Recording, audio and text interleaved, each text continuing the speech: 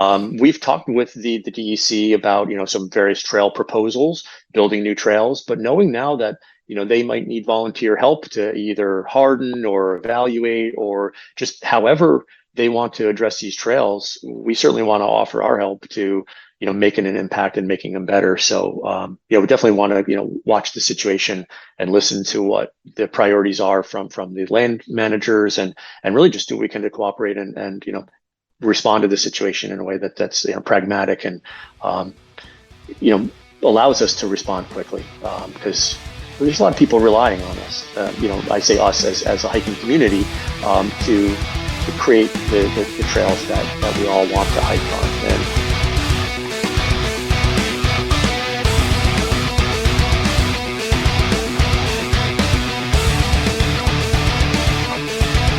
the bushwhacks were some of the worst days I've ever had in the mountains, or life, really. I think the weather challenges on this incident were particularly difficult. Whereas Panson Mountain is totally opposite. It's a mountain on top of a crater. It was really the development of New York State. Catskills were responsible. Now you're listening to Inside the Line, the Catskills. So yeah, Matt, we got a lot of to talk about tonight. Of course, it's going to be one of the things we attended last night, the Informal Trails webinar. We'll get into that, talking about the herd paths. But did you talk about the human remains discovered on the Cornwall hiking trail? Oh, I haven't heard about that. So Cornwall in New York? Yep. Yeah. This was 4 days ago. Sorry, are they recent remains? 6:30 Saturday, which was October 16th, Orange County Medical Examiner was called to the scene of 218 to discovery that was in fact human remains on the Cornwall town village line. It was a hiking trail. Wow. So definitely still looking into that stuff. I'm trying to find more information, but I haven't found anything. That's pretty spooky. I know that there have been some attacks on the Appalachian Trail in recent years where people are either injured or killed by folks hiking. So I think we kind of take it for granted you're safe when you're hiking out in the woods, right? And the only thing you have to worry about is a bear or something like that. But you never know what's out there, really. It's a wild and exciting place. Maybe that's what draws people out into the woods is, that little sense of danger that could be out there. But unfortunately, in some cases, it seems like it might actually be real danger, and I hope they find out what happened. Did you also hear about the grizzly bear attack in Utah? Well, no, wait, the one where the two guys fought off the grizzly bear, like two wrestlers, basically fought it off with their bare hands. Yeah, that was crazy. So in Wyoming, so if the people who haven't heard about this, in Wyoming, a guy was going back to his car and he was attacked by a grizzly bear. They fell down into a gully deep in there, and he was getting attacked. He got bit a few times. The bear actually grabbed his arm, broke it. His friend came running down and started yelling. Grizzly bear didn't do crap. So the guy came over, started pulling on him and started punching him. And the grizzly bear lost interest in the other kid and then started attacking the one that was attacking him. And at times, he threw a few punches. It was like the Revenants all over again. I think it's called the Revenants from, what's his name? Leonardo DiCaprio? Yeah, the Revenant. Yeah. The scene in that movie was just, absolutely heart-wrenching watching that bear attack and thinking that these guys were going through the same thing. Wow. Yeah, and he threw a few punches, and all of a sudden the grizzly bear, was just like, fine, I'm out of here. And he, walked off. It's insane. I'll definitely post that. That's amazing. Yeah. And the fact that this guy survived it looked like they were, smiling and high-fiving in the pictures that I saw. I think they were, pretty psyched that they survived. And it's psyched that they freaking beat the crap out of a bear. Yeah, that's got to be amazing. Grizzly bear, nonetheless. You got a story to tell for the rest of your life. And, it's interesting. Actually, one of the forest rangers that I worked with in the Catskills years ago, Patty Rudge, she was the head forest ranger in the Slide Mountain area. When she was younger, she had been attacked by a grizzly bear. She was hiking out west with her boyfriend at the time, and grizzly bear attacked him. And she was able to climb up a tree and get away from it. And actually, Wow. she had some scars on her leg where the grizzly bear like literally tore at her leg, and I think seriously injured her boyfriend as well. But she was able to escape and get back to the car. And even years later, when hiking with her, she wasn't at all stopped by the injuries, but she had the scars, and she told the story, and it was something she always remembered. And when we went hiking with her one time, she had just had her son, and she was hiking with her son in a backpack in her back, and I always wondered, are you worried about a bear in the woods with your son on your back, having gone through that attack? And I think she said something like, that's, she's not the only mama bear in the woods or something like that. Because, you can believe that she would fight off a grizzly or whatever to protect her family. So it's, but yeah, I mean, people have survived that type of stuff, and it's incredible, like the human will to survive can do in the face of that kind of adversity. Some people might just roll over and give up, but the fact that those guys were able to fight back, incredible. Hell yeah, friendship, man. I mean, I wouldn't give up on my friends either if that happened. Nice. So welcome to episode 52, I believe, of Inside the Line, the Catskills. I have my friend Matt Smith from the Catskills Trail Crew and many other organizations that he's volunteered for and worked in to talk about the Catskills, talk about the Catskill Trail Crew, a volunteer organization that has helped improving the trails on the Catskills tremendously. Weekly, they have done so much for the Catskills, and I welcome you on the show, Matt. Good to see you again, buddy. Yeah, thanks for having me, Stash. It's really great to be here, and I love your show, and I'm really looking forward to talking about the Catskills Trail Crew and the things that we're doing this year. Yeah, and the trails, the informal trails. Yeah, so we'll talk about that in a second. So, thank you to the monthly subscribers: Darren White, Vicky Ferrer, John Comiskey, Alec Betancourt, Sarah Bacon, Jim C., Michael Bongner, David Mead, and now Matt Smith, who is on here with me. Thank you for supporting the show, buddy. Oh yeah, it's been great, and just keeps getting better every time. The recent episode you had with the retired forest ranger was fantastic. Loved it. David Mead, he is the best. He is phenomenal. So, are you having anything to drink tonight? Tonight, I'm sipping on a little bit of Oregon chai tea. It's nice, pretty tasty. Yep. So, just relaxing with that tonight. Yeah, they have. You should get the Stash tea. Well, it's called Stash, but yeah, that's right. I haven't seen that before. Yeah, they have Stash tea all over the place. It's crazy. Nice. You get a cut every time somebody uses a bag of that. Oh God, I wish they sell that everywhere. Yeah. So yeah, I'm having a ginger ale with Rev Spirits from Stanford. So good Rev Spirits stuff. Conundrum. Ginger ale with spirits. So was that a Moscow Mule? Is ginger ale and gin or something like that? With ginger and something like that. Yeah, I don't know what really their spirits are made from honey, and of course aging them in wells and stuff like that, and getting the meat out and stuff like that. I have no clue, but it's delicious. And it's incredible. It's local. Yeah, where's that from in the Catskills? Yeah, Stanford. Oh, great. I'll give it a try sometime. Yeah. So have you done any hiking lately, bud?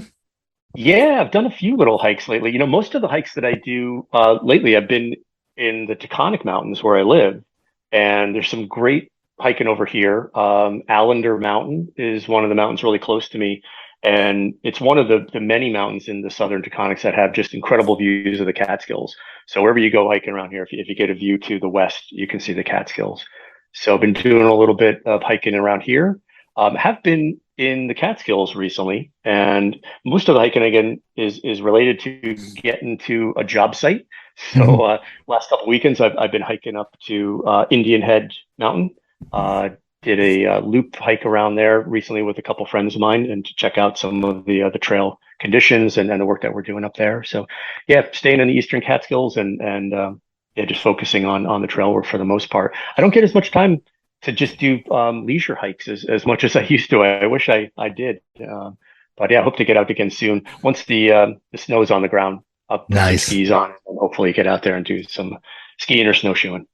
Yeah. Now with the Taconics, I've noticed, I've never been to the Taconics, but I've noticed from several of my friends about the Taconics. Why are the Taconics have I know they're not mountains, massive mountains and stuff like that, but they have open summits. Why do they have open summits?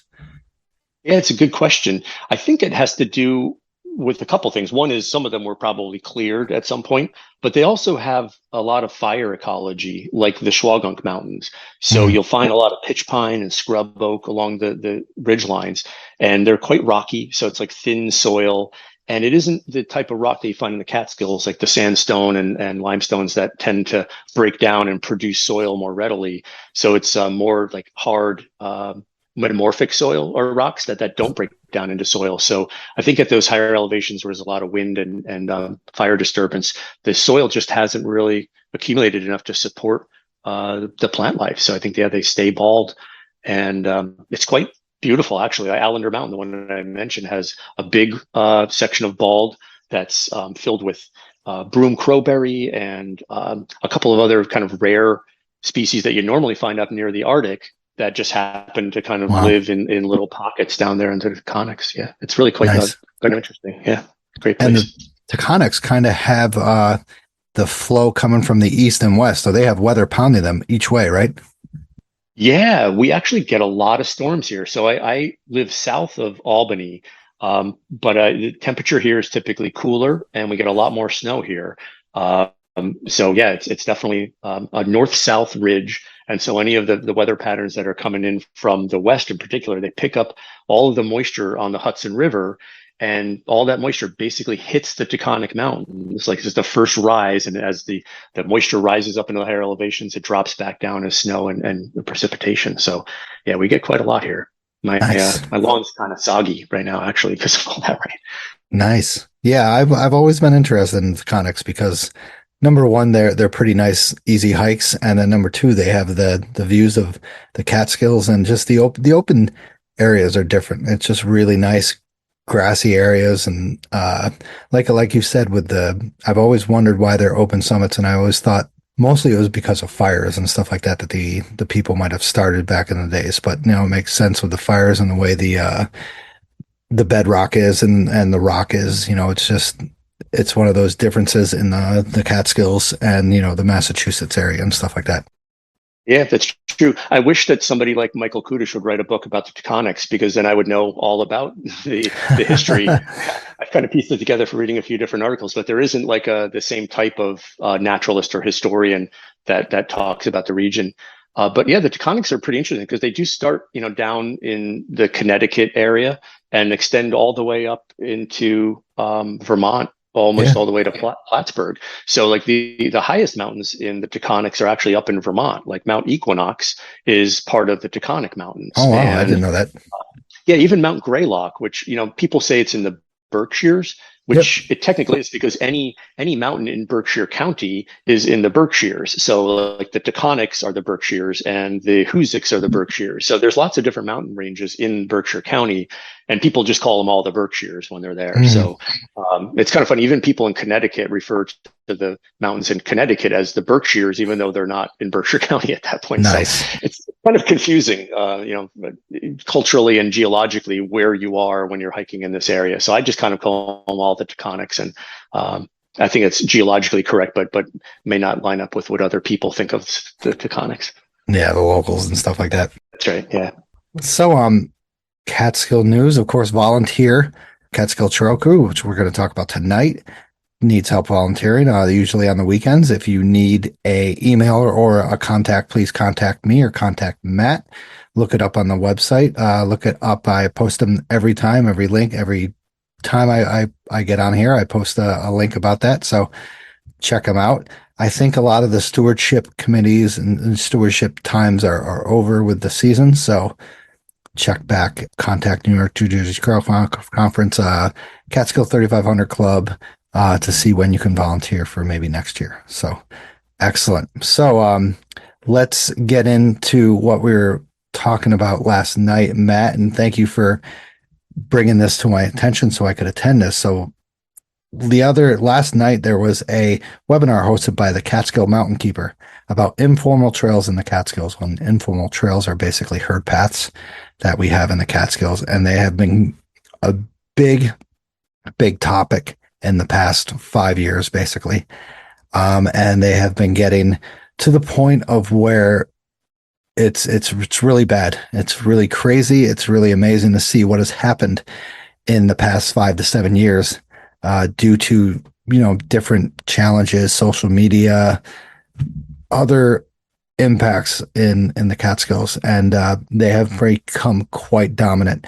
Matt, I know you've been in the Catskills for years and years, and I have only been hiking here in 7 years, but 7 years when I started hiking and started bushwhacking up, my first bushwhack ever was Rusk Mountain. There was no trail. I had to start right from that one turn and do my own bushwhacking up the gully and stuff like that. You, of course, once we get into your intro, like your background, but you have been here for ever since you were born, correct? Yeah, I've been literally hiking in the Catskills for 50 years now. Yep. Yeah. So, I mean, of course, back then there was absolutely nothing. When was your first bushwhack and where was it? Well, yeah, it's funny because I grew up as a kid just playing in the forest, so I was kind of always bushwhacking as a kid. But I think I really started, bushwhacking for peak bagging purposes in the early '90s. And I'd climbed a lot of the Catskill Mountains, so pretty much all of the high peaks by that point. But I'd never really bothered to climb any of the trellis peaks. I think Friday Mountain was the only one that we climbed regularly before we were peak bagging, because it kind of had this reputation of having the slide and being just this gnarly steep hike out of Moon Haw Road. So that was the first one I ever remember bushwhacking. And even though it wasn't a herd path, there was the slide, and so following the slide was kind of the route at the time. And this is kind of back in the 1980s when the slide was still there, but kind of growing in quite a bit at that point.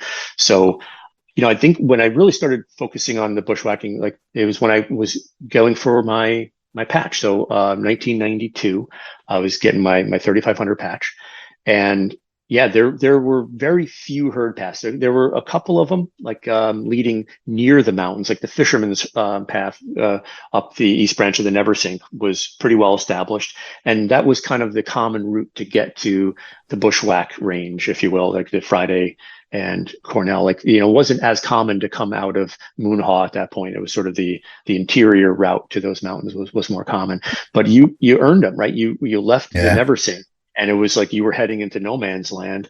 And Rocky Mountain in particular was just so remote. And, because it was just a sea of spruce trees for so long, you would really kind of struggle to get there. And when you finally got to the canister, like the fact that you could find it in that maze of trees, first of all, was like you kind of, it was amazing. It almost felt like you randomly just kind of came across it, even if you were doing, a lot of work to get there. It always felt like a lot of luck. But then, just that sign of civilization, that canister, like really symbolized like an incredible journey and like a certain amount of risk. Again, like you stepping into the unknown and like, not knowing whether or not you're just going to be able to walk right up to it. So it was a very different experience. And I thought they did a great job of describing it in the webinar last night. And I think they said that it allows people with less navigational competency to reach these peaks now. In other words, you can just pick up a phone and follow the phone to the peak, and you don't have to do the work to figure out how to use your map and compass. And so it's become more accessible, which in some ways is so great, because now so many more people get to experience these incredible places. But, unfortunately, the more people go there, the impacts have begun to accumulate over the years. And that's the funny thing about Leave No Trace, is because you can try as hard as you want as an individual person to leave no trace. You're going to leave a little bit, right? And so you might not notice yours, but the 100 other people behind you and in front of you, it's the cumulative impact of all of that has really finally come to hit the Catskills in a way that's undeniable. And people started saying a couple of years ago, there are no more bushwhacks in the Catskills, right? It's all herd paths, and it's true. We've absolutely reached kind of peak herd path, if you will, where the DEC. Honestly, they started studying this at probably about the right time. If they had started a year later, they would not have been able to capture the baseline data that they did prior to COVID, and to see the absolute explosion of use on these trails. And the data that they shared last night was absolutely stunning. A 500% increase in visitation. Yeah, right. So unbelievable. Yeah. you can't fight against those numbers. And one of the original sayings for Leave No Trace, I remember from many years ago, was leave only footprints and take only pictures, right? Which kind of sounds very poetic and nice, until you realize that footprints, when there's thousands of them, trample down mud. It's erosion and dispersion and compaction and all the things that cause muddy and disused trails. And taking pictures and sharing them on social media is what attracts people to these places. So, we have to rethink, the idea of Leave No Trace anymore. And the same things that made sense 50 years ago, which is the sheer number of people and the technology that makes it so much easier for them to access these places. We need a new slogan, I think. Yeah. And I've actually thought about it. It's like, it's no more like Leave No Trace. I think it should be erase your trace. So if you go into the woods and you leave a trace, you should come back and do something to make it better and erase your trace. And I think that's maybe a new way to think about it, is that we all get the privilege of going into the woods, and we all need to give a little bit something back to it. And so many volunteers are so amazing to go out there and even just spend one day a year doing work to make the community stronger. And that's really what it is the people who are out there doing the trail work are the true heroes of the Catskills. And they are the ones who, really need to be lauded and, highlighted on social media. I think all of the patch programs are cool and fun, but some of them are, community oriented and really about the spirit of the Catskills. And some of them are more about like using the mountains as an athletic track. It might as well be, just trying to time yourself up and down the mountains and how many laps can you do on the mountain per year. And it, when you turn the mountains into an athletic pursuit, it really kind of loses the spirit of what they are. And as somebody who's run ultramarathons and trail races and who understands the joy of moving through the mountains quickly and with that kind of ease, you need to find a balance there, that the recreation and the conservation are a little bit out of balance right now. And the community really does need to come together to try to manage our own impact, because we don't want the DEC to have to put restrictions and create limitations on what we can do. And I think, they're doing the right thing by addressing this issue head on and trying to manage the behavior of the visitors in a way that minimizes impact, particularly to the species that rely on these mountains for their homes, right? We have to remember you're going into the Bicknell thrush's home when you go up into that. And again, when you're thinking about it as just like it's my peak to bag, then you don't really consider all the other aspects. And maybe it's a very ego-driven pursuit, which tends to lead to some bad decision making at times. And I think that's kind of where we are right now. Is those patches which are truly just about the ego and the accomplishment for the self. I'd like to see those balanced out with more patches like the ones that we offer, which are about the service to the community and really giving back, doing the work. Yeah. I mean, that's why, I started this podcast because of my love for the Catskills and because of the education. I found out that through a podcast, through any form of communication, education is key to what we are doing right now. And unfortunately, I can't stop this. Nobody can stop this because, social media, number one, has taken a huge impact on everything. I mean, to be honest, that's why I started. I saw, well, not really. So when I started to love the Catskills, I drove down for my wife's friend's opening in Kingston, and I saw the Catskills from Andes from, oh God, I forgot what that point is called. I'm losing it right now, but there's a point that looks over the Dry Brook Ridge, Balsam, Double Top, and stuff like that. And I fell in love with it, and I just wanted to hike it. So then I got a goal, which was the 3,500 Club. I was like, I'm going to do this. I did it. What year was that? When did you start doing that? I started hiking in 2015. Okay, well, 7 years ago. Ooh. Not too much, not too long ago. So I'm like hiking. Once again, did Rusk, my first bushwhack, and the only thing I got was probably maybe 500 yards from the summit. Was the only herd path that I got. And I did Lone and Rocky was my finish. We started up the Fisherman's Path, which I hate. Fisherman's Path isn't defined. It's pathetic. I hate how they make it look like such an easy trail. It's not. It's nowhere near It's easy. washed out all over the place now. Yeah, it's really Exactly. hard to The Never Sink is ripping that place up, which is good, you know. But we started, you know, I followed the path of, you know, the Catskill Mountaineer website, going up, crossing Donovan Brook and going up that ridge. There was absolutely no herd path up there.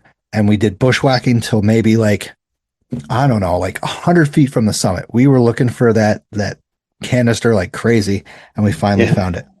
And recently I went there Tuesday. I went there 2 days ago, and I found herd paths everywhere. I went from Table to Lone to Rocky, and then back to Lone, and then I went down Donovan Brook and then went back home. That herd path is some of the best trails that I've ever done in the Catskills. I know. Well, and that's the thing is the herd path, because they don't have all the wear and tear. Some of the newer ones are relatively fresh.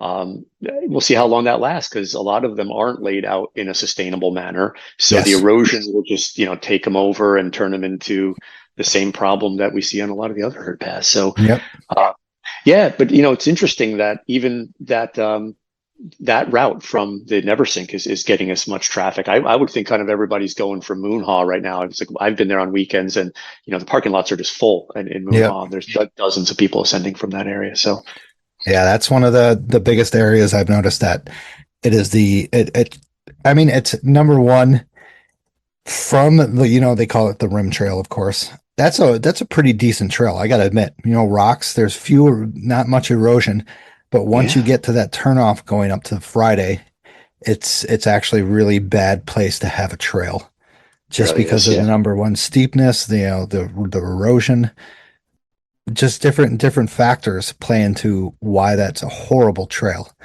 Well, so you're talking about from where the pregnant tree is up to Ralph's Ramp? Correct. I call it the boob tree. Actually, it looks like a boob. But yeah, going up there, and it's actually, yeah. And then once you hit Ralph's Ramp and then going up, it's sheer shit.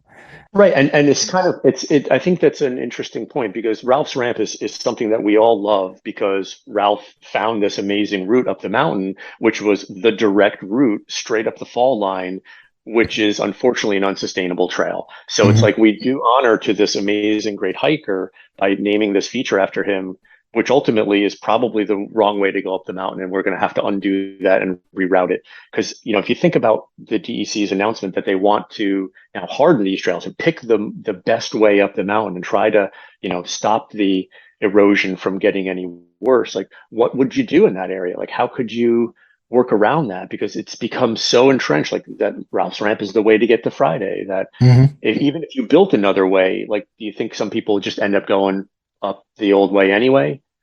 Yeah, because it's shorter, you know. The way with that, you know, I've looked into the maps and I've looked into the routes and stuff like that. The only one thing I could think that could have a huge less of an impact is going up to the call and then going over Ralph's Ramp. Yeah, exactly. Yeah, sure. Yeah. And then people are going to be like, oh, that adds, you know, 0.7 of a mile. You don't really want to do 0.7 of a mile. You know, and it's a funny thing, because I think once you make it a real trail, though, like 95% of the people are just going to go on the real trail. And you'll have like a few years where some of the traditionalists who are like, you know, mad about the new trail are just still going to bushwhack anyway, you know, just because it's their way. But that'll fade in time. And I think that those old trails, the unsustainable ones, will start to fade as soon as the DEC and the volunteer organizations start to build and harden the trails. I mean, I could certainly imagine an amazing hike that went from Cornell Mountain over the Dink across the, you know, the Bushwhack Range all the way to Table Mountain. Like that would be an amazing trail. Like, and there are mountains that everybody wants to go to. And you'd almost do a backpacking loop over those mountains and slide. If the DEC built a trail over that, I think it would be an incredible addition to the area, and it would really open up that area to a lot more hikers, and also concentrate them on that rim trail or whatever you want to call it, to, you know, eliminate all of the braiding and the side trails that we saw in the seminar last night, where it's just instead of being that one line where everybody goes, they're literally sometimes 5 feet away from each other. Like if you look at those trails, it's just people just fan out and go in random directions. And if you can just get control of that and mark a trail or designate a trail, I think you'll see massive improvements really quickly, because the forest will regenerate. Like if it doesn't go too far to the point where you're down to bedrock, you can, put some sticks and rocks in the area to stop people from going there, and the forest will reclaim that area in a number of years. I've seen it before. The areas that myself and some of the assistant forest rangers back in the 1990s reclaimed on Slide Mountain, they're fully regrown now. They look just like forest. Like you would not know that they were a former camping spot that was had fire rings and all sorts of stuff. It took us sometimes days to get them so that it was completely inhabitable. Like we would go into an area, like a big flat area, we would turn rocks up on their side. We would bury giant rocks, like, that weighed 200 pounds so all over this area. So it would just be like the nastiest, rockiest place you could ever camp. And then we would cover it in broken rocks and sticks everywhere. And that's what it takes to stop people from going in and camping. Because honestly, when people are on the mountain at the middle of the night and they show up, they'll do whatever it takes to not have to hike any further. They'll clear stuff, burn stuff, and cut it down and just lay their tent wherever they need to. And that's I think one of the things having the stewards and trail conference summit stewards has, I think, been a really big win for the Catskills over the past years. They're able to get up there, educate people, get them off the mountain, hopefully before dark, to a place that's legal camping. But the one thing is, like, there's going to be people who show up after those stewards go home, and they're going to get to the mountain, just as the sun is going down, and they're going to end up having the fire on top of the mountain. And that's something that's tough to fight against. But when I used to work as a forest ranger back in the 90s, assistant forest ranger, I should say, we used to camp on top of the mountain for 3 or 4 nights a week.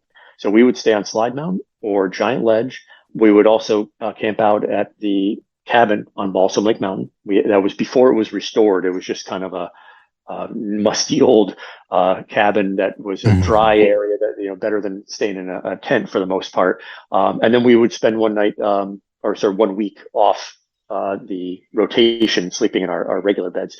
But being on top of that mountain at 9 o'clock at night when people are rolling in, I swear we probably stopped, a dozen fires from being built on top of Slide Mountain every year, because people showed up. They had no intention of going anywhere else. We actually had to arrest people on top of the mountain. Like, I didn't personally arrest them, but I would call the forest ranger indicating people refused to leave the top of the mountain. They didn't want to leave. They, knowingly camped illegally on the summit of the mountain.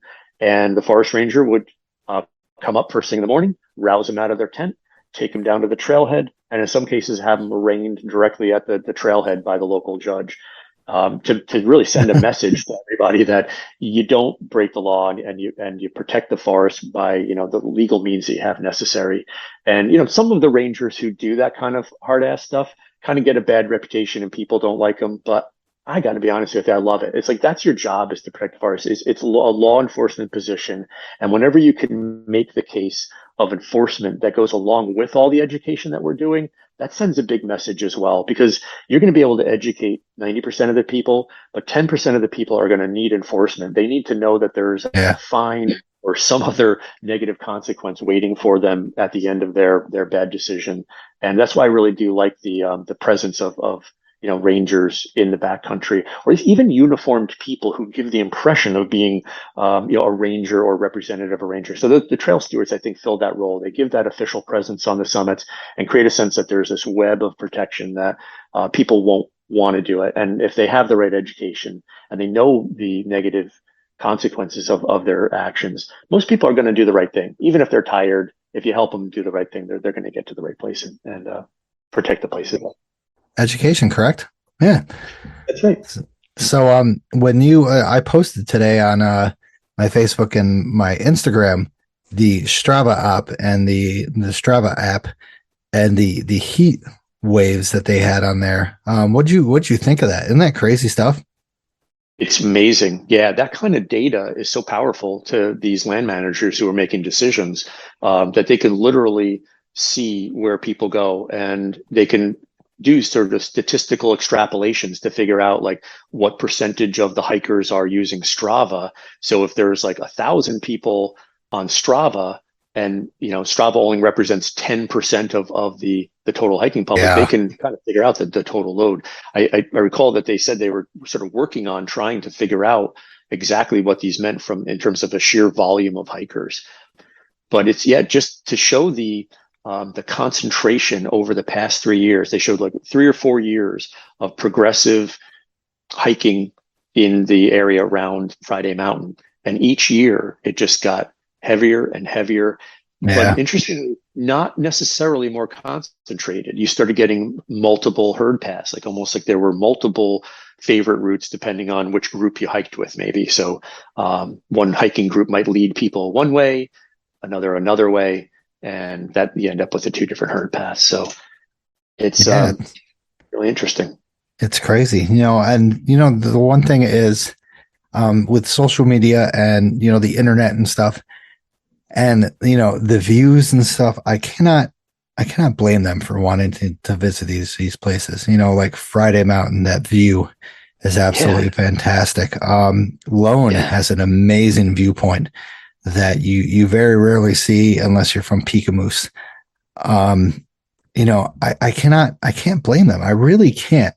Back in I know it sounds like I've only been hiking in the Catskills for 7 years, but back maybe 5 years ago when I completed my 3,500 thing, I was just like, keep these idiots away from the bushwhacks, keep them away from the Catskills, keep them away. But then I've realized that this is public places. They have just as right as me. The old timers have just as, I have just as right as the old timers. Yeah. And I don't blame them for wanting to visit these amazing, beautiful, stunning places in the Catskills. Absolutely. Oh yeah. I mean, in fact, that's what we should all want, is like more people to want to come to these places. Now, with that comes the responsibility of protecting them and building the infrastructure to manage the increased numbers. And one of the DEC foresters, Bill Rudge, said something at one of the CPAC meetings recently. It was along the lines of, there's really no such thing as overuse. There's just mismanagement of the land, right? So if you have a lot of people, well, you can handle that if you do it right.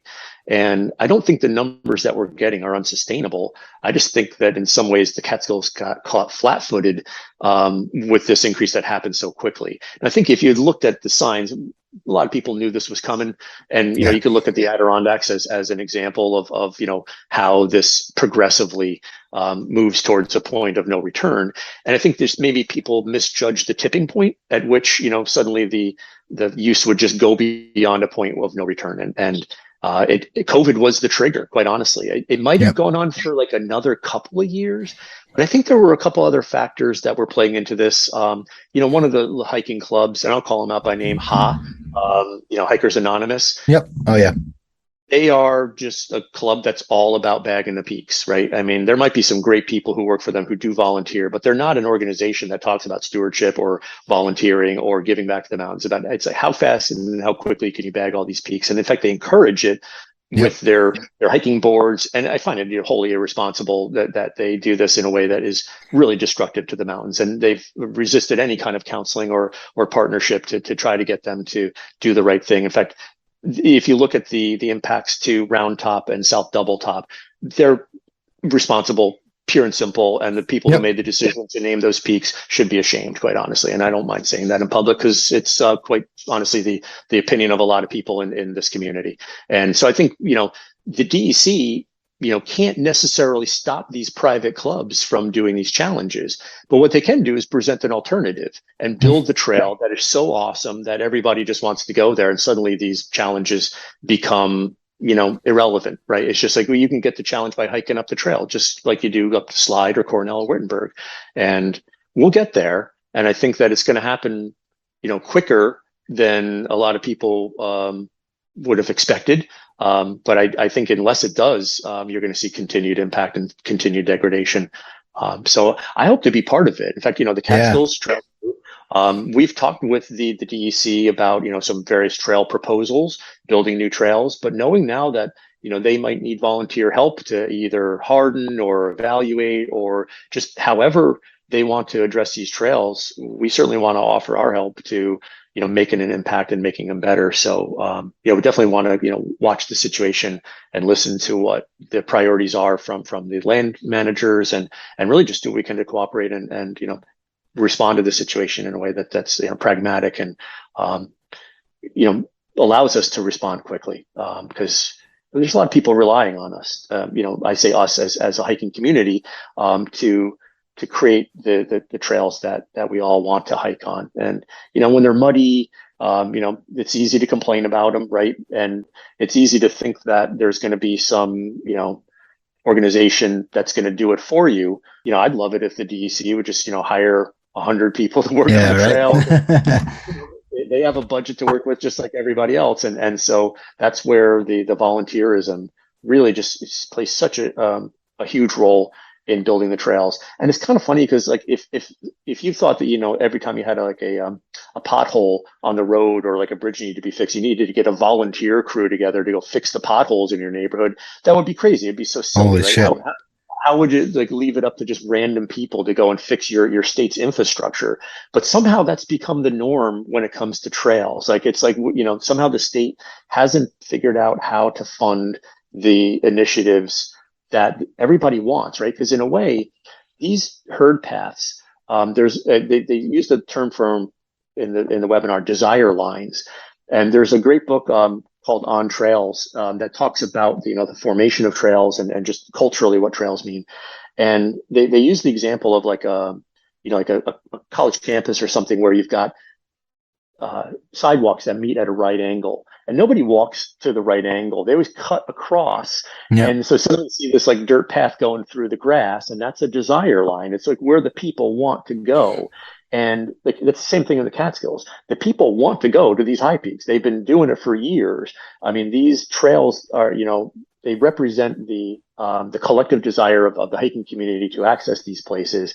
And it is imperative for the DEC to recognize that and to acknowledge the will of the people and to work with us to balance out the conservation and the recreation. Because recreation is part of why we maintain these forests. And like you said, you don't hold a grudge on anybody wanting to go there. In fact, everybody should be able to go there at least once in their life to experience that and take home those memories and, feel the sweat on their back as they're climbing up that peak, and the cold breeze as it, cools their brows. It's just, there's few things in the world, that, climbing a mountain under your own power and the feeling of that exertion and the exhilaration when you reach the summit is just really something that I wish for everybody to experience. And better trails are going to get them there.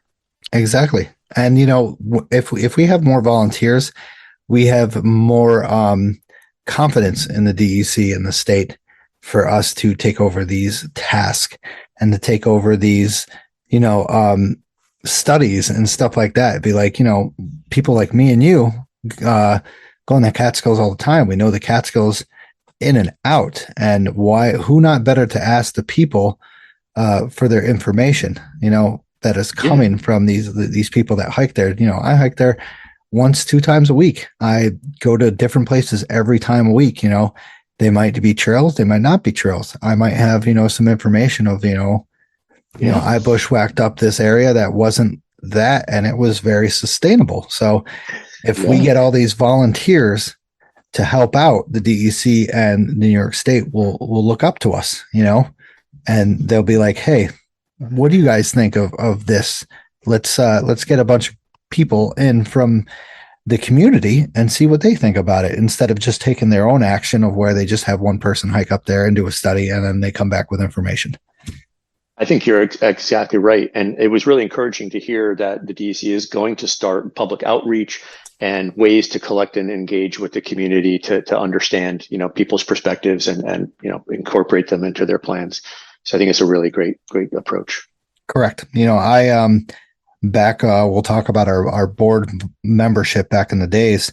But when I first started out as second vice president of the club, one of my first big tasks was going to the, what is it called? The CPAC meetings, this Catskill Park Advisory Committee meeting. And, they started to do a study on the trail peaks, and we had no clue about it, which was really disturbing to me because, kind of an ambush for the club in a way. Yeah, exactly. I'm not trying to hate on the DEC. I thank for them for all they do and stuff like that. But the 3,500 Club is where you get your info from. because thousands of people have done it. So they know what to do. They know where they're taken and stuff like that. So, getting us involved would probably get you involved by 1,000%. I think you're right. I think there were some weird politics in that whole situation and some personality situations that got involved there. But honestly, I think overall the DEC is really responsive and really respectful to the volunteer community. My own experience, I work as a supervisor with the Trail Conference, maintaining a section of trail with an amazing crew of volunteers. And we report on the trail conditions for 26 miles of trails connected to the long path in the Eastern Catskills. And the DC has just been really great about actually responding to projects that we proposed to them. Like, for example, we had found that there was some dangerous and difficult conditions at the top of Plateau Mountain near Orchard Point. And we recommended a reroute. We took some pictures. We drew some arrows where we thought the trail could go. And before we knew it, they had brought in the Taos Trail crew. They put in the steps. They did the reroute. The whole thing's done in a couple of months. So they're looking for those type of feedback about, how can we make it better? What are the high stress areas? Where are we getting a lot of traffic? Because they're looking at their numbers and they can read the register books at the trailheads to try and get a sense of what's going on. And they've put, trail cams in to try and count people to get a more accurate representation because nobody signs the trail register. So that's never a count. And I think, just getting that anecdotal information from respected and experienced people in the woods is, definitely a good point of information for them. They're not going to respond to everything because they have limited budget and they have to write certain things into their unit management plans, but they do respond when they can. And, I have to call out, both Ian and Alicia, who are, for regions 3 and 4 respectively. And just, they're great and they really care about the forest and they go out of their way to really accommodate the work that their volunteers are doing. And they give us a lot of great ideas. They say, hey, there's a certain thing that we need to get done. In fact, it was this year they said we need a focus on muddy conditions and water bars and just getting water off the trail. So that's what we've been doing all year. We've been focusing all of our efforts on those type of projects. So if there's no new trails to build, we got plenty that we can work on to fix up and make just a little bit better every year. And if we get more people, the pace of improvements will increase. And maybe in a decade, the trails here will, be all hardened and we'll have, drainage ditches and water bars everywhere that they're needed. And we'll put reroutes in where we need them. And, I think this is our first year doing the trail crew and we've already got, 30 days of work under our belt, almost 1,000 hours. We've had, almost 50 individual people sign up and show up for different projects throughout the year. So, and quite honestly, it's our first year and we haven't done a whole lot of PR. Like we, have just posted on Facebook and in the trail conference community, and the response has been pretty good. So I think next year, as people start to see the benefit of the work and we maybe spend a little bit more time getting our message out there, the numbers will increase and we'll be able to do even more. Yeah. And, once again, I want to thank the DEC and Pine for doing that research because it's gonna turn some heads and open some people's eyes and minds to the impact of the Catskills. So thanks for the webinar, Catskill Mountainkeeper. Really appreciate it. Hopefully I'll reach out to them and get them on the show for a topic or something like that. So yeah, the fact that they're bringing science to bear on the situation is great. It's not just going to be based on opinion and politics. They're literally going to be making it based on, on the boots on the ground assessments of trail conditions. And I was really impressed by the one speaker that they had who was from the USGS who spoke eloquently about, how to do objective measurements of trails and some of the techniques that they use to remediate the difficult conditions. So yeah, he was excellent. I really appreciate him joining on there. And I think he also turned some heads from people as well, stating the facts and what they've done and the impact that the good has had on the different areas that they have done all around the United States and the world, really. Yeah, absolutely. I wrote to him asking for his papers because I'm really interested in reading, some academic papers on trail building and the visitor ecology, I think he called it, which is a whole branch of study, which is quite unique and pretty cool. Yep, I agree. All right. So Great discussion. Thank you, Matt, for chiming in and bringing all your amazing information on the herd paths and the informal trails in the Catskills. I am so glad that I had you on for this episode because I don't know, you know your shit. And once again, with the Catskills Trail Crew, you know erosion, you know different aspects of the trails in the Catskills. So perfect. Thank you very much. Yeah, it was great to be here. Yeah. So let's get on with you, the guest of the night, Matt Smith. Let's go. And the Catskills Trail Crew, a volunteer trail organization in the Catskills. So Matt, thank you for joining us, buddy. Hey, Stash, thanks for having me. Great to be here.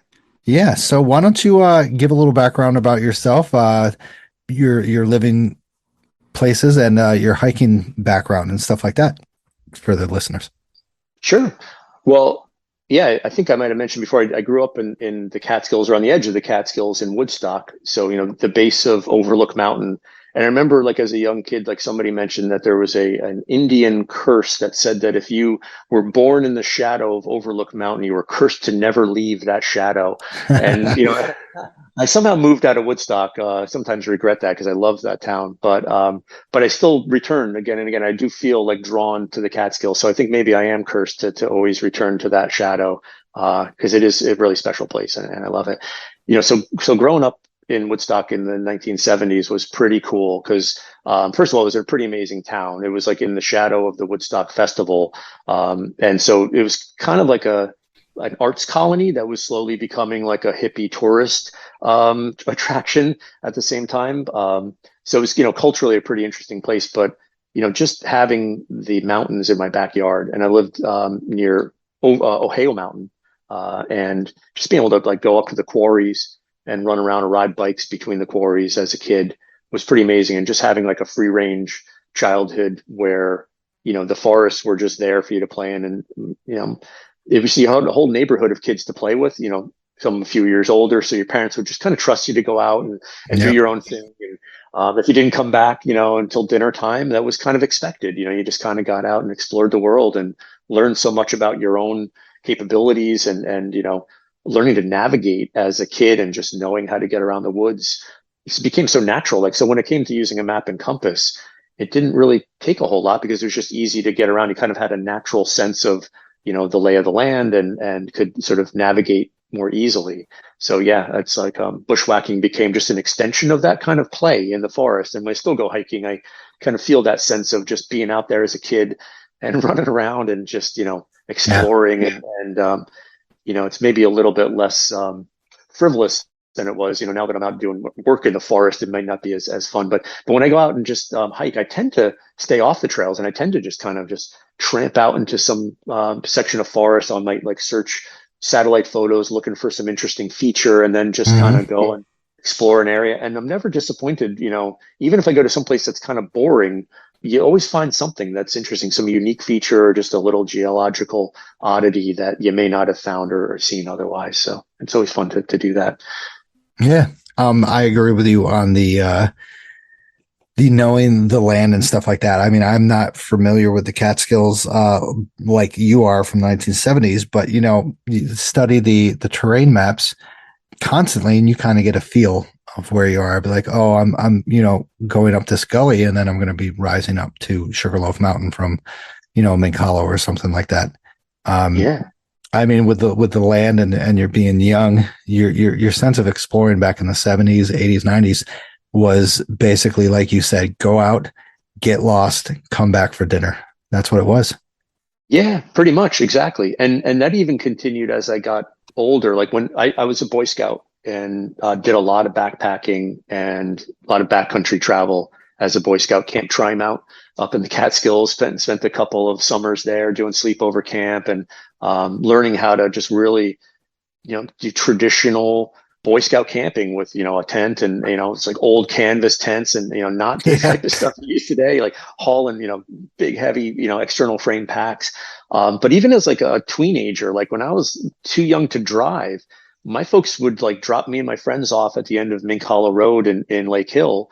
And we would hike over Sugarloaf, Twin, Indian Head, and then all the way back to Woodstock. We'd be like, we'll pick you up at Meads Mountain at 5 o'clock on Sunday. And, it's just like, your parents just trusted you to do that because you had the training and you'd done it enough that they let you get out there and do it. And I still, I'm somewhat amazed that my parents let me do it, but I'm so thankful that they did because it just really was a big part of my growing up and finding my own independence. And it was funny because then, as I got a little bit older, I would go down to New York City with friends of mine. Like once I got old enough to drive, we would take the train down there. And like being in the city, like I eventually figured out how to get around in the city, and it's kind of just a grid, so you can kind of figure it out. But I would get off the subway and I had no idea which direction to go in. I was completely turned around, and I couldn't really make my way around the city this way that the natives could. And so I kind of always envied those city kids who can sort of navigate and just kind of, they're street smart and they just kind of knew the way of the city. And I kind of envied that as a country kid, that kind of coolness that the city kids had. But then it was funny because then they would come up and we would do things together, and they'd be in the woods and they're completely out of their element and they didn't know how to get around, and they were freaked out because they're didn't see a sidewalk, and so you kind of realize it was just whatever you grew up in is sort of the way you experience the world. So I think about people who grow up in the city for their entire life and never hiked. And when they first started doing it, how amazing that must have been as an adult to learn all those things. And I think you kind of experienced that. If you started hiking 7 years ago, you came to it and you kind of maybe had a different route to it, but you probably experienced some of the things that I did as a kid, but as an adult with your mature adult perspective on the world. And so you can maybe experience some of those things in a more intense way, right? Because you're more emotionally mature. And so the first time you see one of those things or you're experiencing that, it could be more compelling when you do it as an adult. So, in some ways, I think I might have missed out on some of those kind of just transformative moments as an adult where you just you see yourself change because you accomplished something that you didn't think you could do. So, correct. But yeah, it's pretty cool. I think that's one of the amazing things about hiking is you always find out a little bit more about yourself and what you're capable of when you get out there. Correct. So you, of course, completed a 3,500 club at a younger age. What number are you for the 3,500 club? I'm number 889. Jesus. 309 winter. Yeah. Wow. So I was in the same cohort as Dave and Carol White. So I think we all got our patches within literally a couple of weeks of each other. Wow. I think actually Dave and Carol White and I, we finished our winter peaks within a day of each other, and we weren't hiking together or anything. I knew him from the club, but we weren't friends at the time. So that's my cohort, the 1990s 3,500 folks. Wow. When I hear numbers below 2,000, I'm just astonished. I'm just holy crap. I'm 28, 29, and I consider myself I love that number 28, 29. It's wicked. It is good. That is a good one. But below 2,000, I'm just holy crap. And then you think about it, we just hit, what did we hit 4,000 or something like that? Not yet, right? Well, it was 3,500. Julie McGuire was 3,500. That was a couple of years ago. It would surprise me if we haven't hit 4,000 yet. Yeah. In the last couple of years. But the 46ers are up to 14, 15,000 right now. Oh, is it really that many? It doesn't surprise me. It'll just keep going forever, right? I mean, at a certain point, they do, these patches. And there's nothing wrong with the Catskills. We don't have those open summits like they do, but we have phenomenal views. We have insane, crazy climbs and stuff like that. Dangerous hikes, easy hikes. We have bushwhacks. It's somewhat bushwhacks now that we talked about it, but I don't understand why there's only 4,000 of us and 14,000 of them. It's not bad, but it's just saying. Well, I think they had a head start. So I think the 46ers were around for a few years before the 3,500 club. So I think they might have even had, close to 1,000 members before we were even formed. Okay. No, that makes sense. But also, I mean, the DACs certainly have the mystique, right? And it's they are bigger peaks, and I think a lot of people sort of think of that as mountains, right? It's it's got to have that pyramid shape, and Catskills definitely don't have that. But the one thing the Catskills do have is proximity to New York City.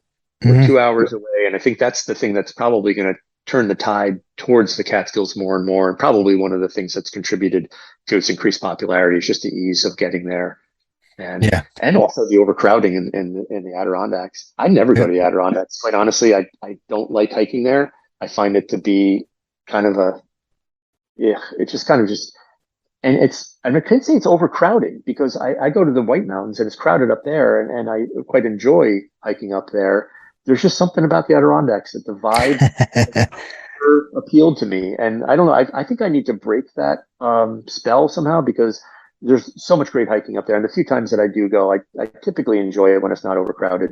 I think I need to maybe just go in the winter because I love winter hiking, and maybe I'll just start working on my winter 46, and then I'll learn to love the mountains that way. The one thing I don't like about the Adirondacks is that you basically have to hike 3 to 4 miles in to start your elevation gain. Some people like that. They get their warm up before they start to climb it. Freaking hate it. I'm just like I did Marcy and Phelps, and I'm just like, when the hell will this elevation gain freaking start?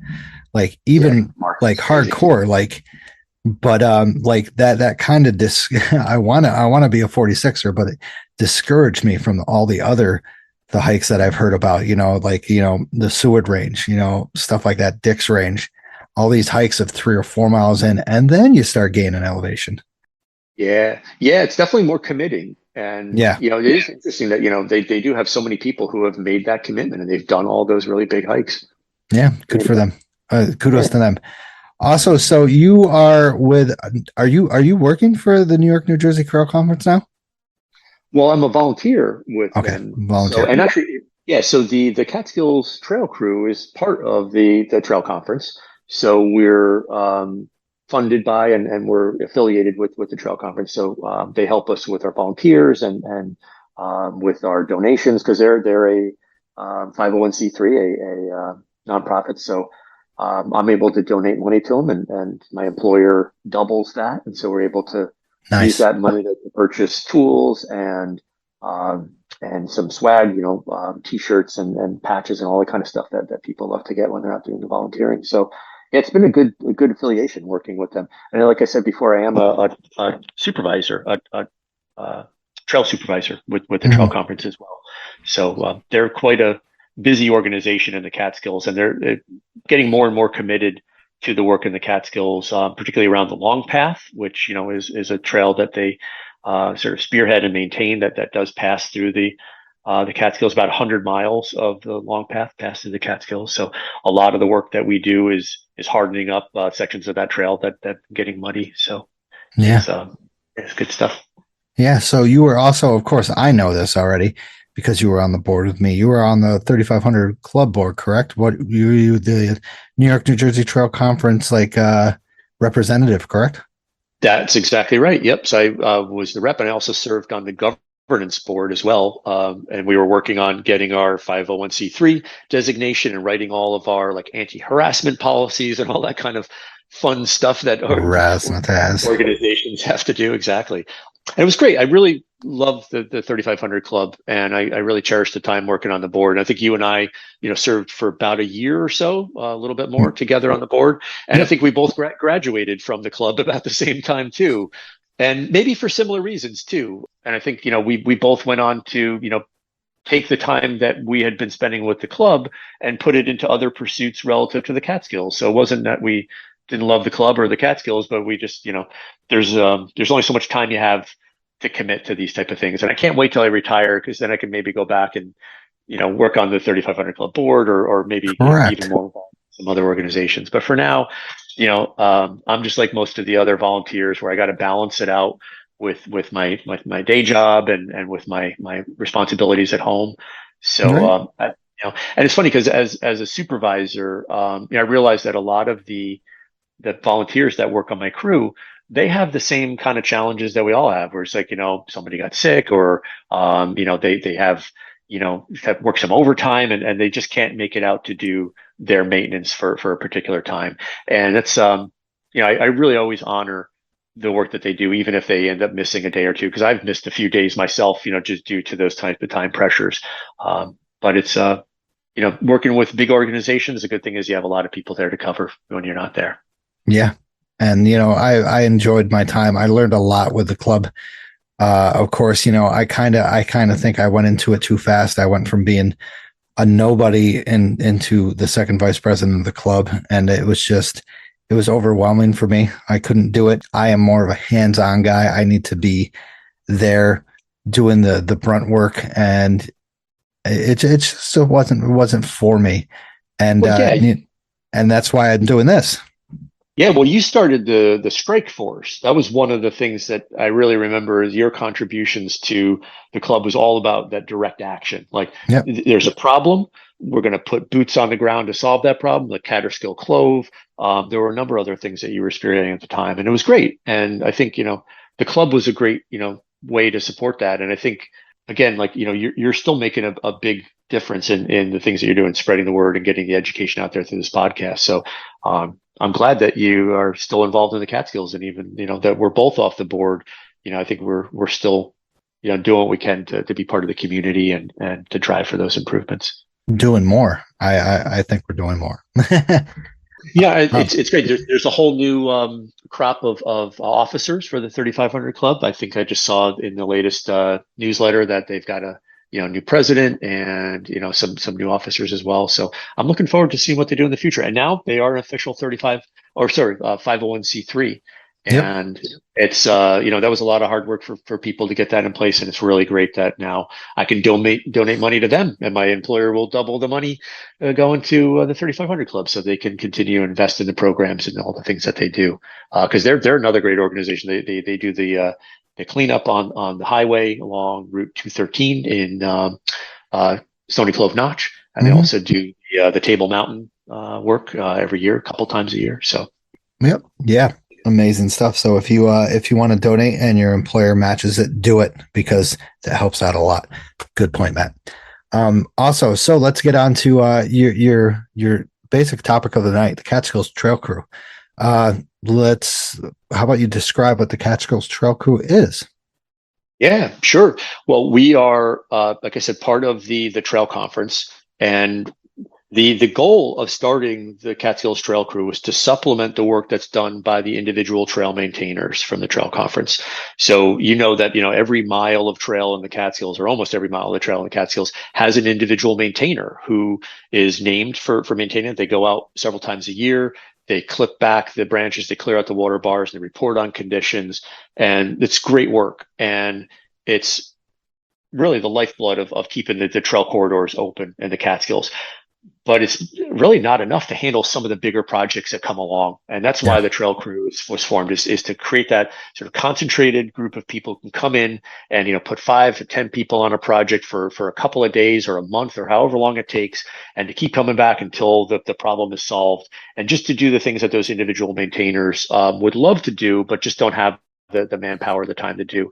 And a lot of the things that we act on are the things that come from those maintainers. They point out the muddy sections of trail that they just can't handle, and then we come in to help out with that. So it's really been great. And some of the people who are coming out and working with us are actually individual maintainers as well, and they're coming out to do the work on other people's trails with the Trail Crew. So it's just amazing how people are willing to sign up and spend their weekends and sometimes drive 3 hours each way to come out and work with us. We have people coming from like Philadelphia, coming up multiple weekends and spending time. It's just the dedication and the time these people put in is just incredible. If I could give them all like gas vouchers or something, to at least make up for their time, I'd love to do that, because it's not free to volunteer. You got to drive to the mountains, and in some cases, you might give up work or some other opportunity and time with your family. So it's incredible that people do it, and I honor every one of them. In fact, there's a few people who work with me on the Trail Crew. So the Trail Crew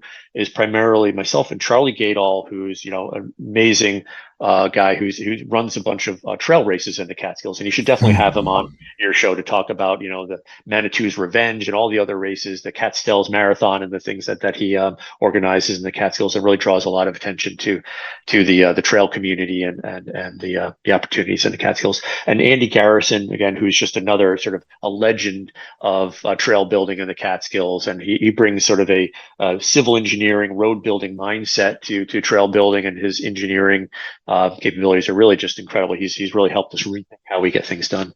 Andy is also the Long Path coordinator, right? He is. He's the Long Path North, I believe. So he's the coordinator for the Long Path north of the Catskills, and actually Charlie Gadall is the Long Path coordinator within the Catskills. So between the two of them, they're responsible for a lot of the Long Path. Well, you need to tell Andy that I've contacted him many times and he hasn't responded to get on this damn show. All right, I'm going to be working with this weekend, so I'll remind him to get back to you. Please. You might have to come out on the trail and bring a mic out because he's so busy working on the trails all the time. And I know he may not have any time to sit down and talk with you. Okay. But yeah, those two guys, and Cal Johnson is another one who's been doing trail work in the Catskills for years, and he just comes out all the time and is leading crews and really making a big difference. In addition to those guys who are kind of leading the crews, we've got a bunch of guys who keep coming out again and again. And I'll name some of them by name because they're great guys and they've shown up more than once. Like so, Dan Schmidt is one of them. Russell Hanford is another guy who's come out multiple times helping us with our blowdown crews. Jared June is another one who's he's a maintainer and also helps out with the trail crew. Richard Garrison, he drives up from the city multiple times, sometimes 2 days in a row to work with us on the Huckleberry Point Trail. And some other folks who are local, Alex and Zach Feinberg family from Saugerties who come up. They work with us trails that are essentially in their backyard. And they're giving back to the community. And I can just keep naming folks, and I don't mean to leave anybody out, but it's just an incredible honor to work with people who are just so committed to it that they're willing to put their time and their effort into creating a better trail community. So it's pretty awesome. Thank you, everybody. The heroes of the Catskills, I would say that they're the heroes. They really are. Yeah. So what made you and Charles make this organization, this group? Well, it's mainly to supplement the work of the maintainers and to try to sort of address some of the bigger problems that really the DEC isn't positioned to handle and that the individual volunteers can't handle. So it's kind of like those middle projects that need to get done and that aren't necessarily the sexy projects of building the new trail, right? Because that's always everybody wants to build a new trail. That's awesome. Yeah. And I'd love to do that someday myself. But we did. You did Tyskon. Oh well, not Tyskonic. Oh, that's right. Tysatonk. Yeah, that's right. Yep. We went out with Ian and laid that in there. That's right. It wasn't that big of trouble then. But that type of thing is really exciting when you're creating a whole new travel corridor. It's great. But yeah, definitely just keeping the maintenance up and mud and erosion are the things that we're really focused on. And we've made a really big impact in a couple areas. Last 2 weekends working at the base of Indian Head Mountain on the long path. We dried out about 70 feet of trail. We dragged maybe a dozen rocks at 200 to 300 pound rocks, set them in as stepping stones. We crushed maybe 30 or 40 buckets of rock to create dry raised walkways. Dug trenches to divert the water, got dirt from out of the woods and spread it out over these newly dried trails. It's just incredible the amount of work that people do to do it. And our greatest hope is that in 2 years nobody will know that the work was even there. That'll just be part of the landscape, and just you kind of just assume that it just happened out of nature, or it should look just like any other section of trail. And we're getting there. And we got a lot to do. So hope people hear this podcast and they get motivated to come out and be part of the crew and to help us out. And we are going to be posting a lot more. So if you look at us on Facebook or on the Trail Conference website, or even if you go to Sign Up Genius, we post all of our signups there. We are doing some work. I don't know when your podcast comes out, but we are doing some work at the end of October. So if this podcast hasn't come out and you are looking for some work to do, please check us out on Sign Up Genius or on the Trail Conference website, Catskills Trail Crew, and sign up for one of our events because we'd love to have you out there helping us. And we'll give you a patch too if you come out and put that on your pack and brag about all the great things you did to help the Catskills. Right. The patch is the ultimate thing to rule them all. It's like the ring for Lord of the Rings.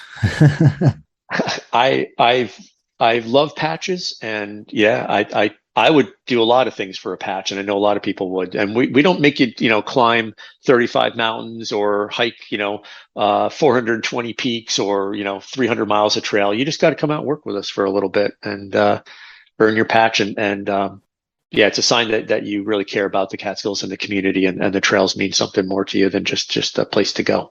Yeah, 1 to 2 days a year can make it a significant impact on the trails in any place of any hiking trail in the world. So just think of that 1 or 2 days that you have to volunteer, and it's good stuff. It's good ways to learn. It's good anything. Just it makes you feel better, a better person, like you're giving back to the Catskills, and you should be actually. So yeah, and when you leave one of the projects, you see the impact that you made. Like you walk away and you see now the trail's dry, and or the trees are gone. Whatever it is that you set out to do, like we make sure that our projects have like a real impact. So it's not just like doing a little bit of stuff here, a little bit of there. Like you put some concentrated work and you transform a section of trail to make it better, and then you can leave knowing that you were the one who did that. And like if you walk there ever again, you might remember that rock. Like, you know, I literally remember rocks that I placed 15 years ago, like when I worked with trail crews building the section of the long trail that goes from Lane Street up to Cross Mountain in that area. I worked with some kids from the Bruderhof, and we laid in some stone staircases, and I know exactly where they are. Like in my mind's eye, I know exactly where they are. And every time I walk on them, I remember working with those guys and the day that we had in the woods. And I hope that other people come on, they can create those kind of memories for themselves and create the kind of relationships that you do. Because when you're on the other side of a 500-pound rock for three other guys, and you're working together to balance it through the woods and to move it delicately across the terrain, like that kind of teamwork, it really creates the kind of communication and community that you just can't get anywhere else. So it's a great place to be. It's hard work. But it's, you know, a lot of love and it's a lot of fun. Exactly. A lot of giving back. When did you guys form this group? It was just this year, actually. We did our first project in April of this year. So it's only been about 6 months. Wow. And what projects have you guys done so far? I know you mentioned Indian Head, which is a big, significant impact in the Catskills, because that lower part going back to the Roaring Kill is atrocious for mud, and people like to avoid it for some reason.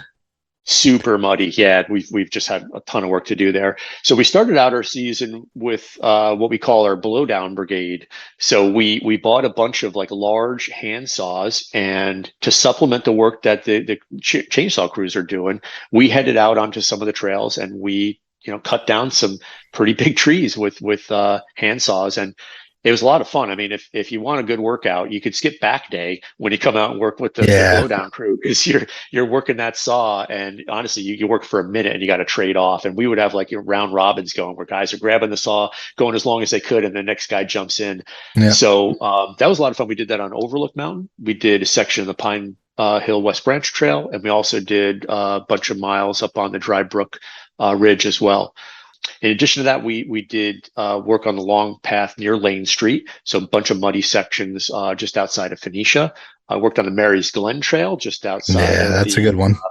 Yep, yeah, and that's just a really wet trail. So we spent some time working near the trailhead on that one. Plenty more work to do there. We worked on the Platte Clove Preserve, the long path that goes through the Platte Clove Preserve. Again, very popular trail with a lot of water running on it. So we made some real improvements there. The Huckleberry Point Trail, we spent a bunch of time working on that this year as well. Yeah, and we were lucky. We had some help from the Bruderhof community. They brought out their youth group and spent the day, digging trenches and crushing rock and really remediating a lot of the muddy areas there. So Matt, when you talk about crushing rock, what does that lead to? Like, I don't know what that is. Yeah, it's I should probably explain that a little bit more. So it's crazy stuff. Yes. So if you think about like, when you've got a muddy area, one of the things that you want to do is you try to get the mud down below the surface of the walking area. So what you can do is the Catskills, we're lucky that the rocks are pretty soft. So we can take a sledgehammer up into the woods, and we can find like random rocks out in the woods or even on the trail, and we can smash them up with a sledgehammer, like to the size of like, golf balls or like, baseballs. And once you have like a bucket filled with these, you can like spread that out across the trail, and you get just a bunch of buckets of crushed rock, and you kind of spread it out. It creates almost like a French drain in a way, where all the water will percolate down through these crushed rocks, and you cover that up with dirt, and it kind of creates this kind of naturally percolating surface that's hard because it's made out of rock. And because the water drains down through it and gets down to the lower surfaces, it kind of keeps the actual walking surface dry. So it's kind of a trick to raise up the trail and create a dry, durable surface. And this is one of the things that, Andy Garrison, in all of his years, I mean, he worked for the New York State Highways Authority building actual roads. And if you look at how roads are built, they put down that layer of rocks, and then they build the pavement layers on top of that. So we're really kind of doing the same thing, putting down that rough, coarse drainage rock down below, and then building layers of finer material on top of that, so that you eventually have a durable walking surface that drains well. And again, after a couple of years, when the leaves fall and some sticks get on it, you won't really know that it's an engineered surface. You'll just know that it's a dry trail and that you like walking on it. Wow. Awesome. That's freaking wicked. Yeah, it's pretty cool stuff. So what else? We're talking about Huckleberry Point. Anything else after that besides Indian Head Mountain stuff? No, I think those are the trails. We've done 8 different projects, a total of 30 days of work this year. So yeah, definitely have got a good start. This is our first year, so we're pretty encouraged by the volunteers that we got. Now, I think we also had unrealistic expectations about how many people were going to sign up, and we probably didn't do as much PR as we should have. So we did actually pull back our plans a little bit this year. We wanted to do a lot more work, but of course, we need to have more people joining us in order to do that. So we're hoping that this podcast will help get the word out, and that we'll have a lot more events on the season for next year. And we may even do a couple of trail maintenance events throughout the winter. Our blowdown brigade, we could head out with snowshoes with our saws, and we can cut down some of the blowdown that might occur during the winter, and that might be hanging low as the snow gets higher. So we may try and do a little bit of off-season trail maintenance. Nice. And work with folks doing that. So yeah, be on the lookout for maybe some odd events that come out over the next couple months as well. Yeah. So besides those winter things, anything for the future, like next year, that is on your list as in your radar of what to do and what to fix? Yeah, I think actually our biggest priority for the coming year is cleaning and maintaining water bars. That there's so many in the Catskills that have just filled up. And again, this is one of those things that individual maintainers really struggle to keep up with the amount of work, because you got a steep section of trail with, like, say, a dozen water bars. It could take you a couple of days to get in and clear them out. If they started to get filled in, like, you got to go in with a pickaxe or a hoe and a shovel and really clean them out. And they fill back in. And so it's a constant maintenance cycle. And when you get behind on it, it's kind of hard to catch back up. So I think that's one of the places where the trail crew wants to focus on, is just opening up those natural drainage corridors that are already there, but maybe haven't been maintained in a way that they're keeping the water off the trail anymore. So doing that, we'll continue to work on the trail hardening and the mud remediation stuff. Definitely that's been a priority for the DEC. They definitely want us, focusing on those sort of fundamental, trail surface improvements. Because we're getting people out to clear the blowdowns and the other stuff, but it's taking care of the muddy areas. That's going to be a big priority for us. And actually, with all the news now about these herd paths, we definitely want to listen to what the DEC is planning for remediation efforts on these, and we want to get involved and help out with that as well. So if there's people who are needed to either improve or assess trails, we'll see if we can get involved in helping out with those efforts, because I think that's maybe one of the most important things right now is to sort of help define and get that sort of emerging informal trail network under control. And yeah, definitely a start to something, at least a start to the bigger projects is definitely going to help with these herd paths and stuff like that. Yep, I agree. Yeah. So that's some great stuff. I got to admit, the muddy trails, of course, need help. I'm always trying to, volunteer and stuff like that. I mean, my schedule is absolutely crazy. 2 jobs, search and rescue, my own my own maintenance, stuff like that. I'm trying to sign up. I'm trying, but there's so many places out there that do need help. We have one of the places that I have found a lot of help on that needs it is like the Sugarloaf Trail going up to what's it called, Pequoy Notch. Oh yeah, that one's a big one. We've been talking with Alicia Sullivan in the DEC about that one. She's aware of the overuse conditions. She's evaluating options for making improvements there. So, well, it's not just overuse; it's also because of the crappiness of where it is, the quarries really don't help. No, but in a funny way, like the quarries do present a lot of building materials for creating dry trail. We could crush all that rock up and just make a nice big dry trail. Wow. Yeah. But even like, some of those areas, they're so muddy and so rooted that it's kind of hard to imagine the effort that it would take to really remediate them. Like it's not just a couple of bad spots; it's like a half mile of like rough trail. So at some point, like they may need to evaluate reroutes there. And I think that's part of what they're doing. And some of these more intensive remediation projects do require approval through a unit management plan and a lot of pre-planning. So I don't think those are going to happen immediately. But I do look at some of those trails and I wonder, like, we've used bog bridges and puncheons a little bit in the Catskills to span some of the wet areas. You do see them on top of Sugarloaf and some of the other mountains in that area where you've got the wooden planks and I'd like to see maybe if those could be used more in the Catskills, because for certain areas, it's probably a pragmatic way to get people off of the mud and stop them from walking around it. Because there are areas where there just isn't a lot of rock to pull in to do the kind of hardening that you want to do, or there is rock, but it would be so disruptive to the local communities that it would be more harmful to go and mine the rocks from the local forest. So maybe just bringing in some lumber and doing that might work in some areas. So those are some of the things we're recommending to the DEC, and they have to evaluate those along with the rest of all the options. So we're looking forward to maybe making some improvements. That's one of the trails that's in my my supervisory zone, and I think Kirk Wareham is the guy who does the maintenance on that, and he does a great job of cutting back the branches and take care of the blowdown.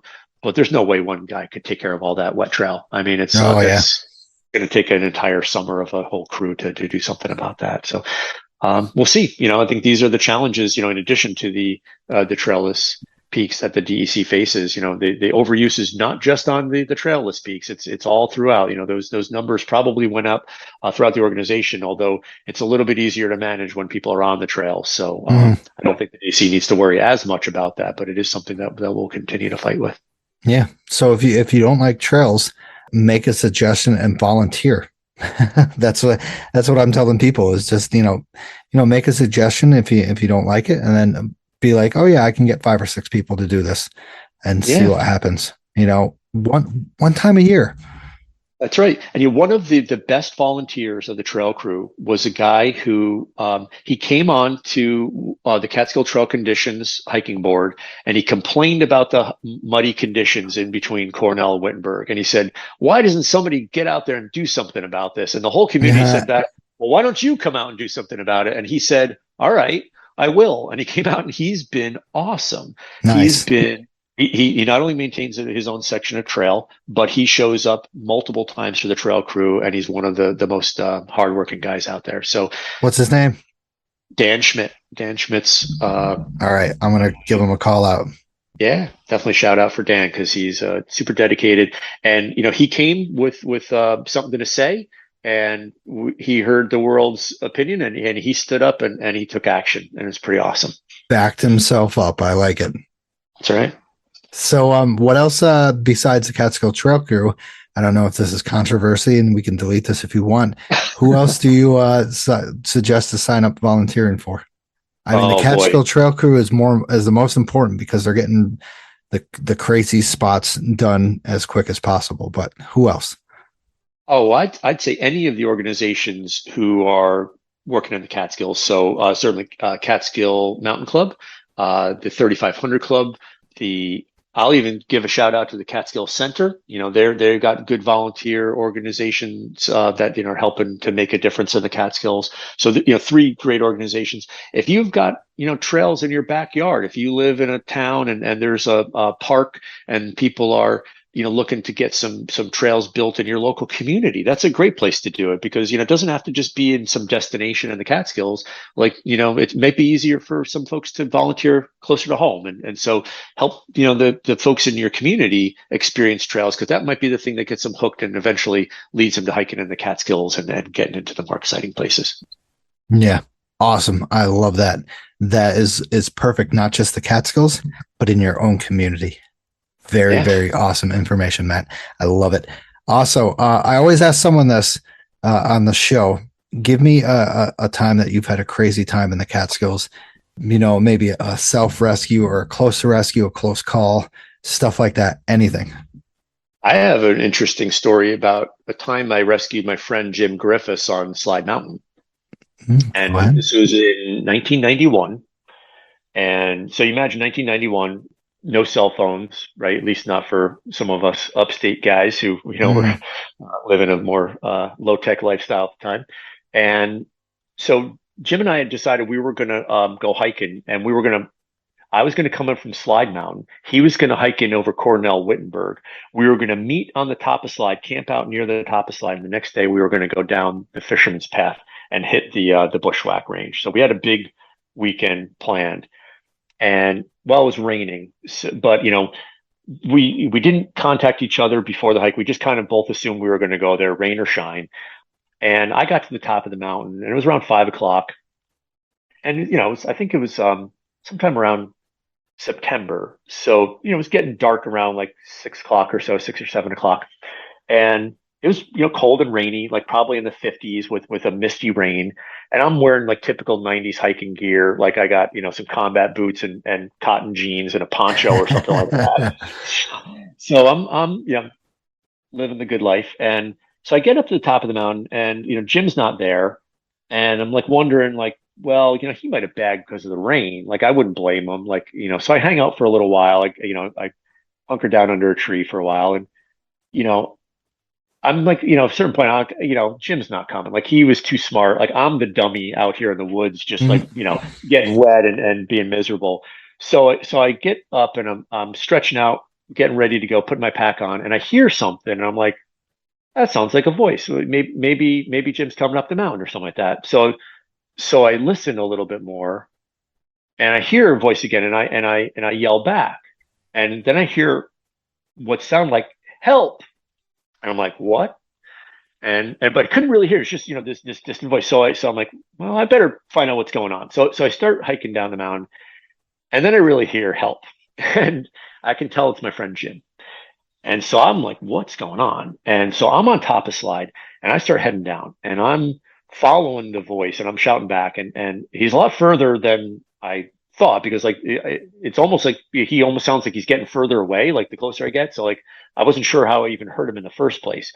So I go down like the steep ladders. I go down past the spring, and I'm heading down past the spring, and I see Jim laying in the trail, and he's white as a ghost, and his leg from the knee down is bent at a 90-degree angle. His leg is broken, and he's got a compound fracture, and he's going into shock, and he is not doing too well. He's going into hypothermia. He's shivering, and he's looking pretty desperate.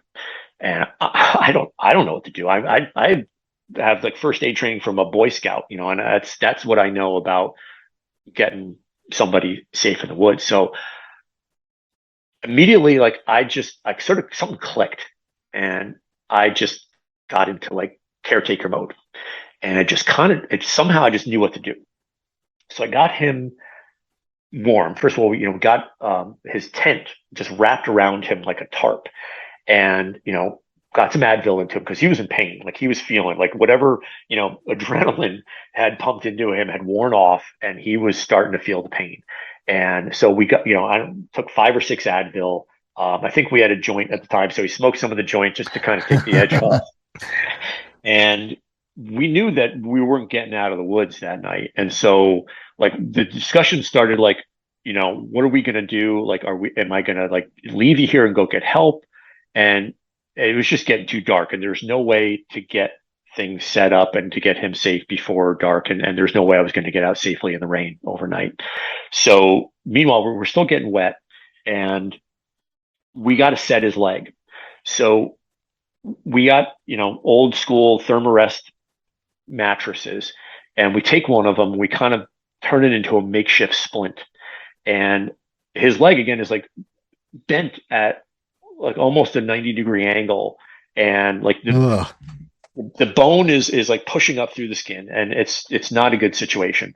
So but we know we got to get it straightened out, and like part of the pain is like the bones are rubbing against each other, and he's feeling the actual physical movement of the bones inside his body.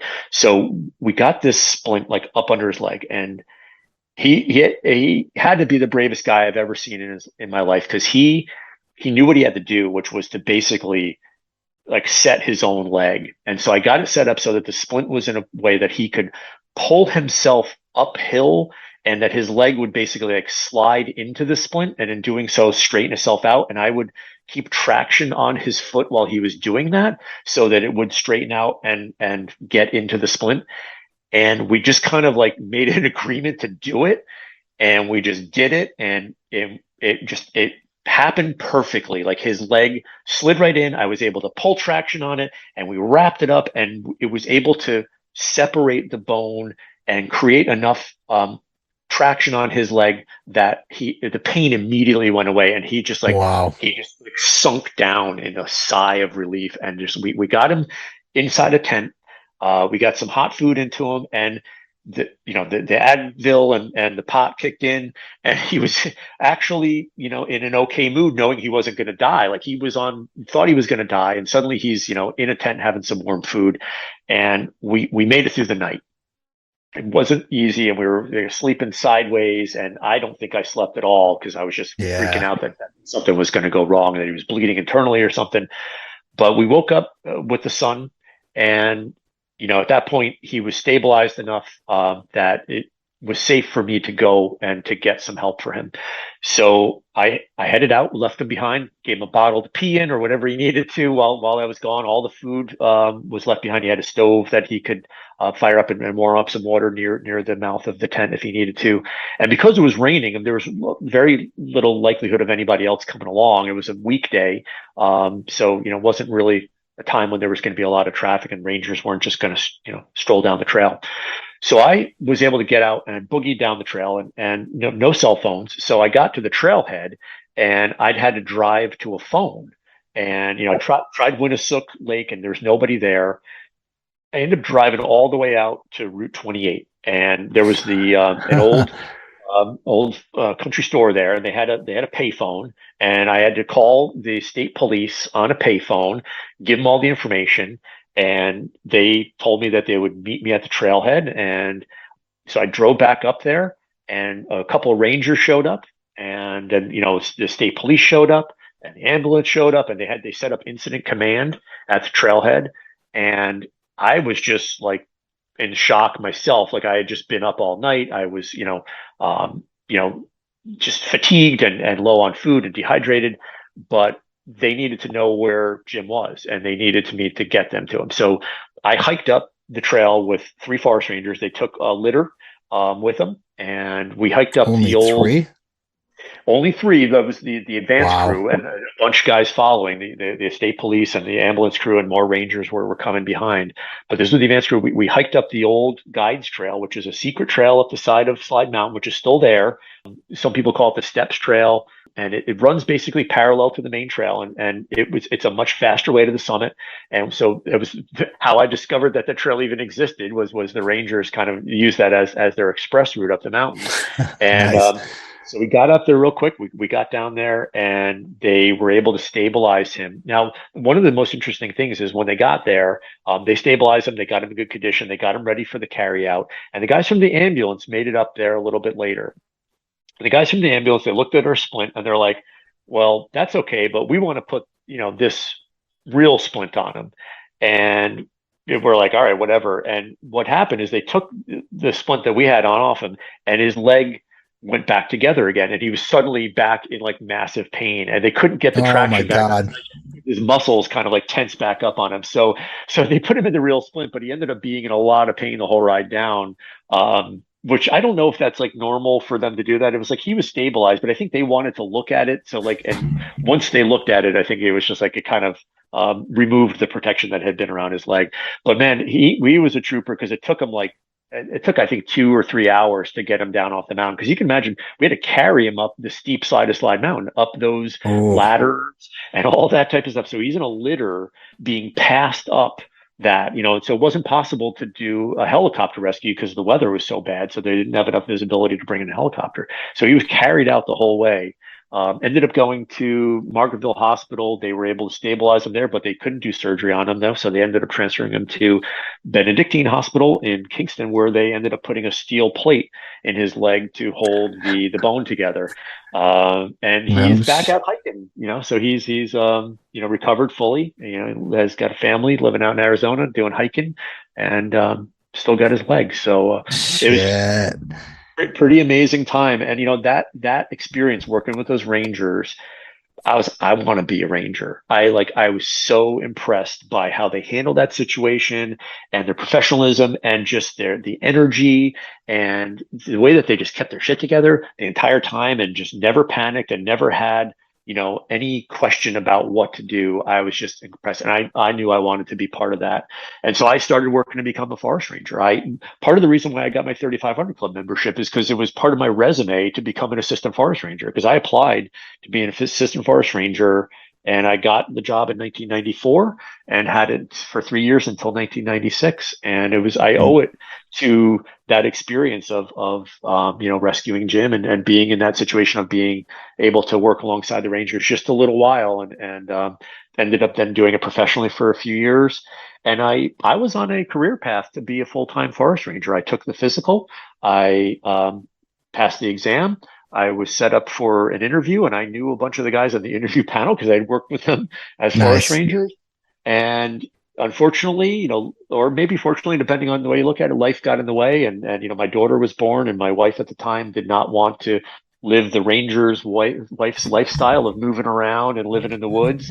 And so she gave me an ultimatum of, if you want to be with your daughter, you're not going to be a forest ranger. So I made the decision not to be a forest ranger, and I'm absolutely happy about that because I love my daughter and glad that I was there in her life. But I do miss the idea of maybe having a career that would have been dedicated to protecting the forest. And I still just have tremendous respect and admiration for the rangers and the foresters who work for the DC and all the work that they do. And now being able to work with them as a volunteer, I think is kind of bringing me back a little bit and give me a glimpse of that life that I may have missed out on, but that I can maybe have in a slightly different way. Yeah. Wow. What a freaking story, man. That is awesome. Yeah, it's pretty funny. Slide Mountain, there must be something about Slide Mountain, because I rescued an actor, a very famous actor, Mandy Patinkin, on Slide Mountain. And this was back in 1995. And he wasn't really lost, and he didn't need to be rescued, but he thought he was lost. And he had stepped off the trail to find a camping spot. He was hiking with his son. And I just was on regular patrol, and I was going to check out some camp spots that were down off of Slide Mountain. And I just happened to see some guys way off the trail. And I'm like, wonder what those guys, maybe they're finding some new camp spot way out there. So I kind of called out to them and walked out to them. And the guy was panicked. He was just absolutely incredibly overjoyed to see me. And I was like, I've never had anybody this happy to see a forest ranger before. So I don't know what's going on here. And he explained to me that he had stepped off the trail an hour ago with his son, and they had been looking for a camp spot, and they could not find their way back to the trail. They were maybe only 100 feet off the trail, but they were going in circles, and they could not make their way back to the trail, and they were panicked. And they didn't, he never thought he was just going to be lost in the woods forever. So I hiked them back to a camp spot, get him set up for the night. And let me just say, I didn't know who Mandy Patinkin was. I was, and, not a big movie fan at the time, and, hadn't seen any Broadway plays that he was in, but he, was so appreciative of my help to him. He's like, listen, I want you to come down, and the next time you're down in New York City, I want to take you out to dinner, and thank you so much for all the work you did. And he wrote his telephone number for him and his publicist on a map that I had, and I still have Mandy Patinkin's telephone numbers on one of my Catskill maps, and I've never actually called him. And I think maybe, 30 years later, it isn't his same number, but at some point I may decide to call him and ask him to do a commercial for the Catskill Trail Crew, to maybe do a little PR campaign for us to tell people to come and volunteer. Yes. Yeah. So he was the guy that was in, what's that? The Princess Bride. The Princess Bride. And what else? There was, the Three Musketeers. No, not the Three Musketeers, right? No. Maybe. I know he was in that TV show Homeland, I think. Maybe it was. I gotta think. He was, you stole my thing. Now you must die or something like that. I gotta. Oh, really? But yeah, wow, that's incredible. Yeah, so it's funny. I had to brush with greatness, and I didn't even know it. I didn't even know he was famous until after the fact. So I probably would have taken him up on his dinner offer. I actually know that he was a famous dude. Yeah, he would have gave you a freaking massive, nice dinner, right? I think so. Yeah, but yeah, who knows? Maybe you get him on your show, and he can give his version of that recipe. Hey. Maybe I totally remembered it wrong. Hook me up, man. Well, excellent. So, Matt, thank you for joining me. I got one more thing. We do a thing called post hike brews and bites. Mary T suggested this is a great way to get local organizations and places to eat or drink. So, what's your suggestion, buddy? Oh wow! I think there's a place, and I think it's called Amy's Takeout in Lanesville. I feel like I got to look it up online now just so I'm not getting the name wrong.